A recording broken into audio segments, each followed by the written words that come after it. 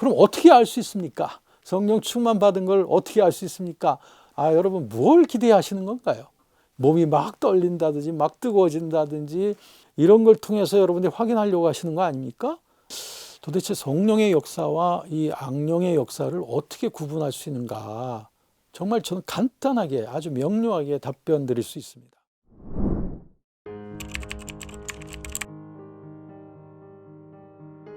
네, 저는 성결대학교 역사신학 교수인 배본철입니다. 제가 그동안 교수 생활하면서 성령 운동에 대한 역사적인 연구를 그동안 해왔습니다.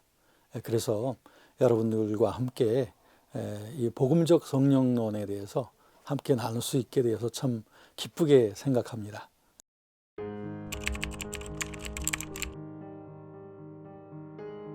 성령은 바로 삼일체 하나님의 한 위격이시죠. 그래서 성부, 성자, 성령. 그래서 이 삼위 하나님과의 그 성령과의 그 관계를 우리가 절대 간과해서는 아니 됩니다. 그런데 이 성령께서는 우리 안에 거하시는, 즉 거듭날 때 우리 안에 내주하기 시작하시는 하나님의 영입니다. 그러니까 아주 쉽게 말씀드린다면 성령은 바로 우리 안에 거하시면서 우리를 진리 가운데로 인도하시는 그러한 하나님이다. 그래서 예수님께서 사실 부활 승천하시고 난 다음에 이제 성령을 물붓듯이 부어주시겠다고 하는 그 말씀대로 오순절날 예루살렘 그 마가의 다락방에 성령이 충만히 부어졌고, 그때부터 사실 이 성령 받은 크리스찬들을 중심으로 해서 교회가 시작이 되어진 겁니다. 그렇기 때문에 성령께서는 사실 우리 교회 시작의 원동력이시기도 하고 부흥의 영이시죠. 예수께서 말씀하셨듯이 성령을 받으면 너희가 권능, 이 권능은 두나미스인데요. 폭발적인 마치 다이너마이트와 같은 그런 능력을 말하는데, 그렇다고 해서 성령님이 단지 그 어떤 파워, 이런 능력이나 어떤 영향력에서 국한되는 것이 절대 아니고, 그보다 더 중요한 것은 성령은 하나의 인격성으로서 우리 안에 거하시는 분이다. 이것을 잊지 말아야 됩니다. 많은 분들이 성령의 인격성을 너무나 간과하기 때문에 마치 성령을 내가 부릴 수 있는 것처럼, 또 내가 성령을 뭐 더 많이 받으면 받을수록 내가 더 능력을 행할 수 있다, 뭐 이런 식의 생각들을 하시는 분들이 계시는데요. 이것은 아주 잘못 이해하신 겁니다. 성령이 인격적이신 분이라는 것은 곧 성령께 우리가 복종해야 되고, 성령님의 인격적인 감화에 순종하는 삶이 참으로 중요하다는 것을 분명하게 얘기해 주고 있는 것입니다.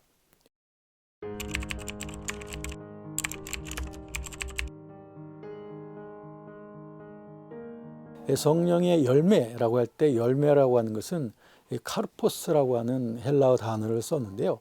참 재미있는 것은 여기에서 열매들이라고 표현하지 않고 열매, 즉 단수 표현이 되어 있다고 하는 것이 상당히 인상적입니다. 갈라디아서 5장 22절 그리고 23절에 보면 성령의 열매는 사랑, 희락, 화평, 오래 참음, 자비, 양선, 충성, 온유, 절제, 이렇게 표현되어 있는데, 그래서 9가지 열매들이라고 하는 표현을 하게 되는데요. 사실은 이것이 하나의 성령의 그 인격성을 말하는 겁니다. 성령의 열매란 그것은 내 안에 거하시는 그리스도의 영의 품성입니다. 즉 예수 그리스도의 품성이죠. 그러므로 이 성령의 열매가 우리 안에서 자라나는 것은 그분께 대해서 우리가 순종하고 복종하고 헌신된 삶을 살아가면 살아갈수록, 또 그분과 친밀히 교제하는 그런 주님과의 동행하는 삶을 살아가면 살아갈수록 우리들은 성령의 열매가 점점 더 자라나서 에베소서 4장에 있는 말씀처럼 그리스도의 장성한 분량이 충만한 데까지 우리가 성장하게 되어져 가는 거예요.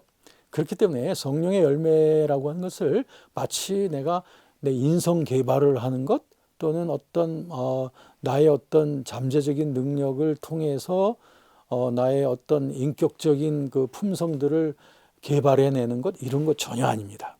그게 아니라 내가 주님의 영에게 복종하고, 그래서 그분의 영이 나의 깨어진 자아를 통하여, 즉 낮아진 우리의 자아를 통하여 그분의 영이, 그분의 품성이 흘러나오는 것, 이게 바로 성령의 열매죠.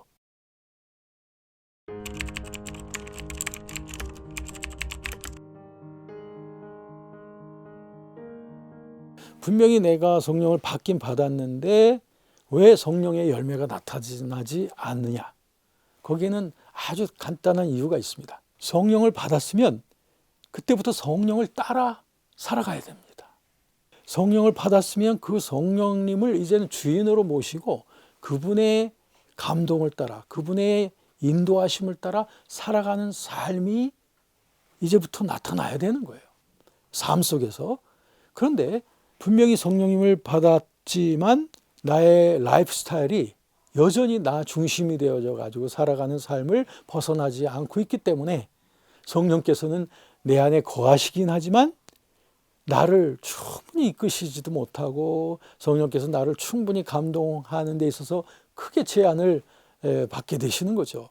왜 열매가 나타나지 않느냐? 그것은 내가 성령께 자발적으로 복종하고 그분의 인도하심 따르는 삶을 아직 살아가고 있지 않기 때문이다.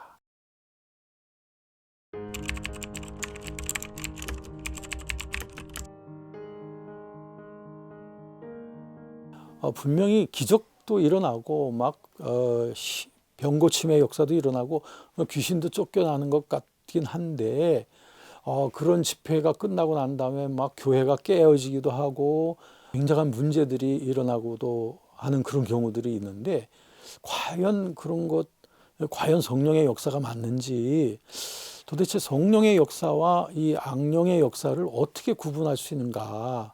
정말 저는 간단하게 아주 명료하게 답변 드릴 수 있습니다. 성령의 역사냐 악령의 역사냐를 그 나타나는 현상을 보고서는 완전히 구별을 할 수 없다는 것을 먼저 말씀드립니다. 많은 사람들이 자꾸 속고 미혹되는 이유가, 지금 뭐 기적 현상이 나타난다고 해서 이건 분명히 하나님이 하시는 거라고 그렇게 속단하기 때문에 거기서 문제가 생기는 겁니다. 왜?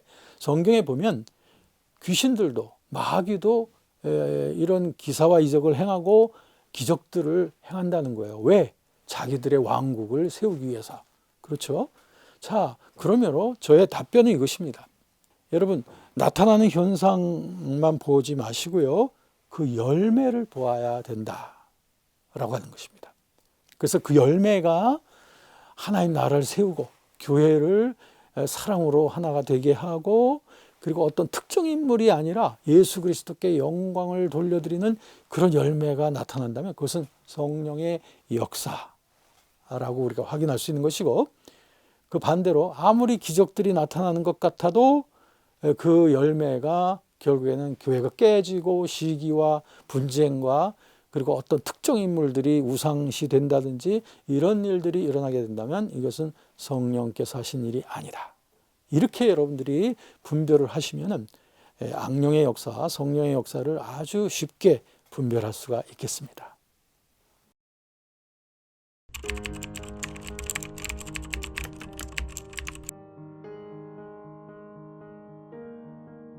성령께서 이 구원받을 때하고 그다음에 그 후에 성령의 충만함을 또 받을 때하고 성령께서 하시는 일이 어떻게 좀 구분이 되는가, 이것에 대해서 질문들이 많더라고요.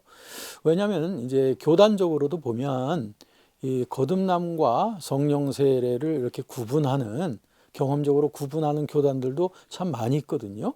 그런가 하면 어떤 교단에서는 중생 때 그때 성령 세례도 받는 거니까 따로 성령 세례가 경험적으로 다가오는 건 아니다라고 그렇게 가르치고 또 믿고 있는 그런 교단들도 있어요.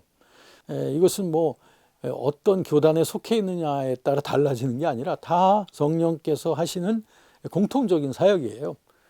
그래서 성령께서는 먼저 죄인들이 죄를 회개하고 구원받을 수 있도록 거듭나게 하는 그 사역을 하시죠. 그게 성령께서 하시는 거듭나게 하시는 사역입니다. 이 거듭나게 하시는 사역을 하기에 앞서서 먼저 회개시키시죠. 그래서 이런 사역을 통해서 우리가 감동을 받아서 예수 그리스도 앞에 나가게 되는 거예요. 그래서 거듭나는 것이 바로 성령의 역사라고 하는 것이죠. 고린도전서 12장 3절에도 보면 누구든지 성령으로 아니하고는 예수 그리스도를 주님이라고 말할 수 없다, 이렇게 말하고 있습니다. 그래서 성령께서 우리를 예수님을 나의 구주, 주님이라고 고백할 수 있도록 하시는 분이 바로 성령이에요. 그때부터 성령께서 우리 안에 내주하시는 거예요. 그래서 우리 안에 거하시면서 우리를 진리의 길로 이끌어 가시기를 원하는 거죠. 성령께 완전히 복종된 사람들이 되도록, 즉 성령으로 충만케 되어진 사람들이 되어지도록 우리를 이끌어 가십니다.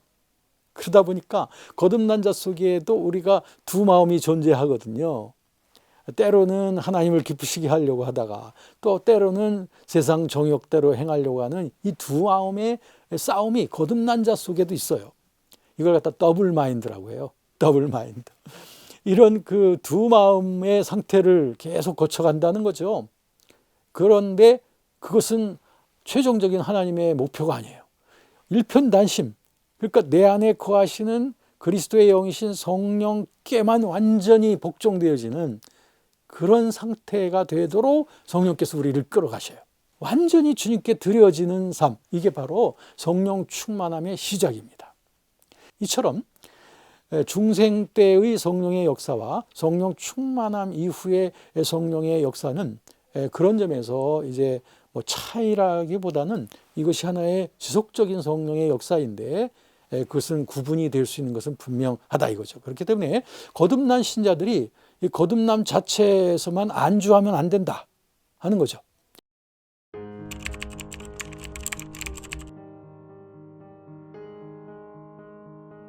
이제 보통 우리 기도원이나 부흥 집회에 가면 성령 받아라 라고 하는 아주 전통적인 부흥의 메시지였습니다. 성령 받아라. 자, 그런데 이 용어 자체에 상당히 그 오해가 생기기가 쉽습니다. 부흥에 참석한 많은 분들은 거의 다 믿는 분들이거든요. 예수님을 이미 나의 주님으로 고백한 분들이 대다수죠. 그런 분들에게 이제 성령 받아라 라고 하는 메시지가 던져질 때 이분들은 어떤 그 의혹에 빠지게 되냐면, 나는 그럼 아직 성령을 못 받았구나. 내 삶에 아직 불완전한 것이 많으니까 이건 성령 못 받은 증거인가 봐 하면서 그동안의 그 믿음에서 좀 탈선하게 됩니다. 성령의 충만함을 받으라고 한다면 그거는 문제가 없어요. 왜냐하면 성령은 받았지만 성령에 의하여 충만함을 아직 얻지 못한 사람들은 많죠. 성령 충만이란 뭐 여러 가지 기적을 행하고 방언과 예언을 하고 이런 것들은 성령 충만의 본질이라기보다는 성령 충만에 따라오는 하나의 부수적인 그런 사역의 어떤 그 열매들, 또 우리들 사역에 있어서 나타나는 어떤 성령의 나타남이라고 할 수 있는 것이고, 성령 충만함의 본질, 가장 핵심은 성령의 통치입니다. 이 성령 충만함에 이르는 길은 원리적으로는 아주 간단해요. 만약에 저와 여러분들이 어떤 그릇이라고 생각해 보세요. 그릇 속에 내가 그동안 많은 죄와 세상과 온갖 오물들이 가득 차 있다고 생각해 보십시오.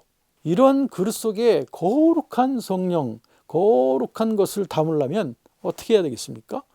먼저 여러분의 그릇을 깨끗이 비워야 되겠죠.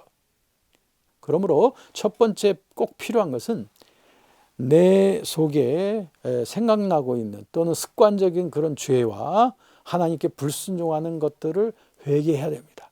다시 말하면 그 모든 것들을 버려야 돼요. 그런 것들을 뉘우쳐야 됩니다. 그리고 두 번째가 있습니다. 이제 나의 모든 전 존재를 그분이 다스리시도록 드려야 돼요. 그게 바로 헌신입니다. 이제 세 번째는 믿음으로 받아들이시기만 하면 되는 거예요. 믿음으로 받아들이시면 바로 성령의 충만한 상태 속으로 들어가게 됩니다. 그럼 어떻게 알 수 있습니까? 성령 충만 받은 걸 어떻게 알 수 있습니까? 내가 믿었는데 아무 나타나는 게 없네요. 여러분 뭘 기대하시는 건가요? 여러분들 혹시 또 뭔가 신비적인 것을 기대하신 거나 몸이 막 떨린다든지 막 뜨거워진다든지 신비적인 환상이 나타나고 이런 걸 통해서 여러분들이 확인하려고 하시는 거 아닙니까? 이것은 육감주의적인 것으로서 이것은 굉장히 위험스럽기도 하고 이것은 믿을 만한 것이 못 됩니다. 완전히 회개하시고 헌신하셨다면, 그리고 믿음으로 받아들이셨다면 여러분의 영혼 속에 충만한 확신이 주어집니다.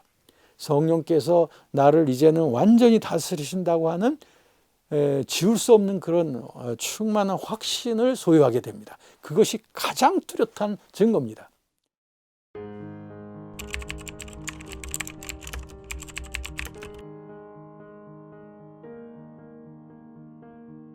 우리 한국 교회와 우리 성도들이 무엇보다도 성령과 동행하는 삶 속에서 굳건하게 세워지는 것, 이것이 하나님이 원하시는 일입니다.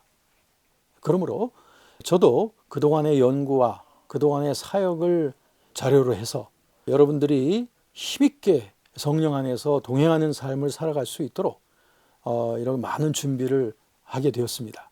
그래서 저의 유튜브와 그리고 또 저술들을 통해서 힘있게 세워지는 교회, 그리고 힘있게 세워지는 성령과 동행하는 그런 크리스찬들이 되어지도록 위해서 성령과 동행하는 삶, 성령의 삶 코스를 여러분들에게 소개할 수가 있습니다. 여러분들에게 이런 좋은 코스를 통해서 여러분들을 섬기기를 원합니다. 이러한 것에 관심을 가지신 분들은 저의 이 밑에 보이시는 이 전화번호로 문자로 보내주시면 제가 여러분들을 친절하게 안내해 드리도록 하겠습니다. 감사합니다.